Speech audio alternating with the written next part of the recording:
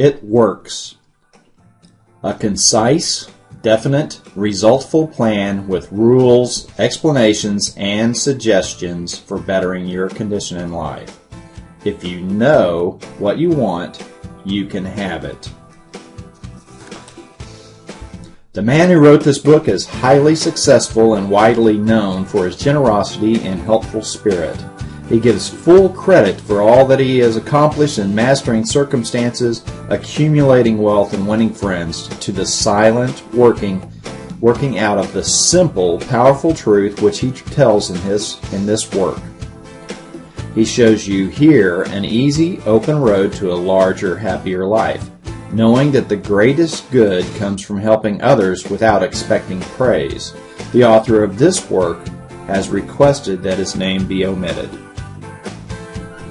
What is the real secret of obtaining desirable possessions?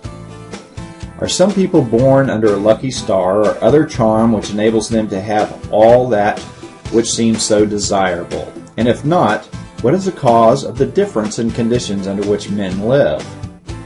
Many years ago, feeling that there must be a logical answer to this question, I decided to find out, if possible, what it was. I found the answer to my own satisfaction, and for years have given the information to others who have used it successfully. From a scientific, psychological, or theological viewpoint, some of the following statements may be interpreted as incorrect, but nevertheless, the plan has brought the results desired to those who have followed the simple instructions. And it is my sincere belief that I am now presenting it in a way which will bring happiness and possessions to many more. If wishes were horses, beggars would ride, is the attitude taken by the average man and woman in regard to possessions. They are not aware of a power so near that it is overlooked, so simple in operation that it is difficult to conceive, and so sure in results that it is not made use of consciously or recognized as the cause of failure or success. Gee, I wish that were mine, is the outburst of Jimmy, the office boy, as a new red roadster goes by, and Florence, the telephone operator, expresses the same thought regarding a ring in the jeweler's window, while poor old Jones, the bookkeeper, during the Sunday stroll, replies to his wife, "Yes, dear, it would be nice to have a home like that, but it is out of the question. We will have to continue to rent." Landham, the salesman, protests that he does all the work, gets the short end of the money, and will someday quit his job and find a real one. And President Bondham, in his private sanctorum, voices a bitter tirade against the annual attack of hay fever.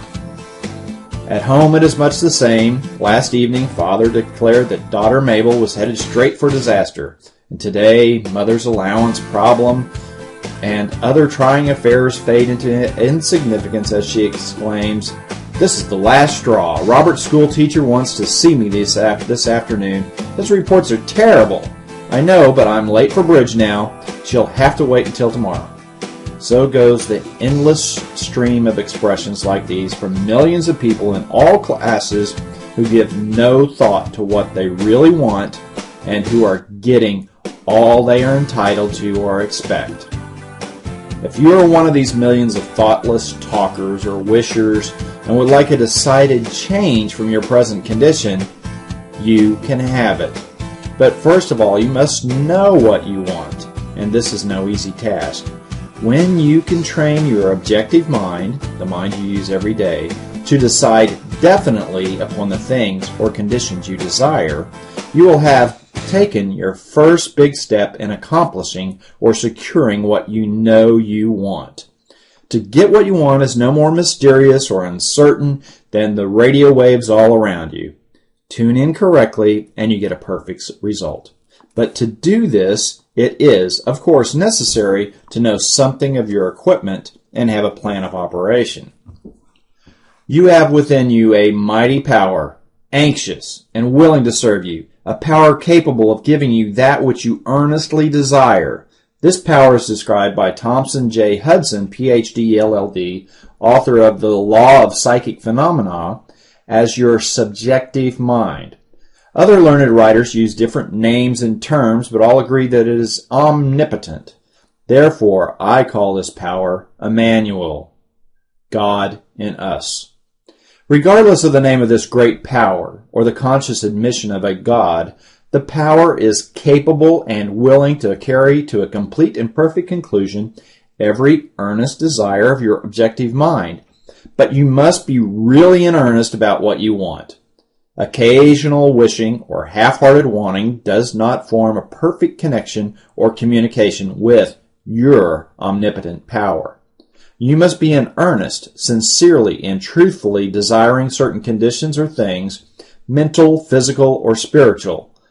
Your objective mind and will are so vacillating that you usually only wish for things, and the wonderful, capable power within you does not function. Most wishes are simply vocal expressions. Jimmy the office boy gave no thought of possessing the red roadster. Landon the salesman was not thinking of any other job or even thinking at all. President Bondum knew he had hay fever and was expecting it. Father's business was quite likely successful, and Mother no doubt brought home first prize from the bridge party that day. But they had no fixed idea of what they really wanted their children to accomplish, and were actually helping to bring about the unhappy conditions which existed. If you are in earnest about changing your present condition, here is a concise, definite, resultful plan with rules, explanations, and suggestions. The plan. Write down on paper, in order of their importance, the things and conditions you really want. Do not be afraid of wanting too much. Go the limit in writing down your wants. Change the list daily, adding to or taking from it until you have it about right. Do not be discouraged on account of changes, as this is natural. There will always be changes and additions with accomplishments and increasing desires. 3 positive rules of accomplishment. 1. Read the list of what you want 3 times each day, morning, noon, and night. Number 2. Think of what you want as often as possible. Number 3. Do not talk to anyone about your plan except to the great power within you, which will unfold to your objective mind the method of accomplishment. It is obvious that you cannot acquire faith at the start. Some of your desires from all practical reasoning may seem positively unattainable, but nevertheless, write them down on your list in their proper place of importance to you. There's no need to analyze how this power within you is going to accomplish your desires. Such a procedure is as unnecessary as trying to figure out why a grain of corn placed in fertile soil shoots up a green stalk, blossoms, and produces an ear of corn containing hundreds of grains, each capable of doing what the one grain did. If you will follow this definite plan and carry out the 3 simple rules, the method of accomplishment will unfold quite as mysteriously as the ear of corn appears on the stalk, and in most cases, much sooner than you expect. When new desires deserving position at or about the top of your list come to you, then you must rest assured you are progressing correctly. Removing from your list items which, at first you thought you wanted, is another sure indication of progress. It is natural to be skeptical and have doubts, distrust, and questionings, but when these thoughts arise, get out your list, read it over, or if you have it memorized, talk to your inner self about your desires until the doubts that interfere with your progress are gone. Remember, nothing can prevent your having that which you earnestly desire. Others have these things. Why not you? The omnipotent power within you does not enter into any controversial argument. It is waiting and willing to serve when you are ready. But your objective mind is so susceptible to suggestion that it is almost impossible to make any satisfactory progress when surrounded by skeptics. Therefore, choose your friends carefully and associate with people who now have some of the things you really want. But do not discuss your method of accomplishment with them. Put down on your list of wants such material things as money, home, automobile, or whatever it may be, but do not stop there. Be more definite. If you want an automobile, decide what kind, style, price, color, and all the other details, including when you want it. If you want a home, plan the structure, grounds and furnishings, decide on location and cost. If you want money, write down the amount. If you want to break a record in your business, put it down. It may be a sales record. If so, write out the total, the date required, then the number of items you must sell to make it. Also list your prospects and put after each name the sum expected.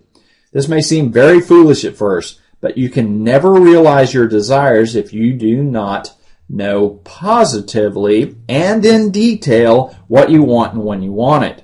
If you cannot decide this, you are not in earnest.